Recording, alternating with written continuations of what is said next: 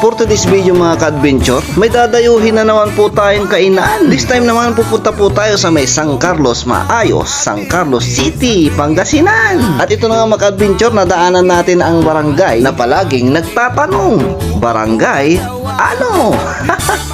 At papasok na nga tayo sa hindi barangay 12 at saka hindi 14 kundi barangay 13. At pagkalipas lang ng ilang minuto mga ka-adventure, nakarating na rin kami ni Lingmo dito sa may Pastil San Carlos, barangay 13, San Carlos, Pangasinan. Along the highway lang to mga ka-adventure kaya madali lang itong mahanap at makita. At ito nga pala yung kanilang menu, murang-mura lang mga ka-adventure, as low as 15 pesos. May pastil spicy, mayroon ding classic, mayroon ding pastil with egg at saka chicken skin. Ay talaga namang abot kaya yung mga presyo nila dito mga ka-adventure. Makakamura ka na, mabubusog ka pa. Saan nga ba abot ang 15 pesos mo? Arat pa dito. Ito po pala yung pastil classic at ito naman yung spicy pastil. Nako, nakakatakam naman ito. Bukod sa pastil mga ka-adventure, nagbibinta din sila dito ng halo-halo. Tamang-tama ngayong summer at mainit na panahon. For only 25 pesos, solve na solve ka na dito. At ito na mga ka-adventure, kumuha na po tayo ng plastic na gloves at uumpisahan na po natin ang kainan. Ay nako mga ka-adventure, mabubusog na naman po tayo dito. Tara na at ating tikman ang kanilang pinagmamalaking pastil dito sa may San Carlos. Unang kagat, chicken skin at pastil agad.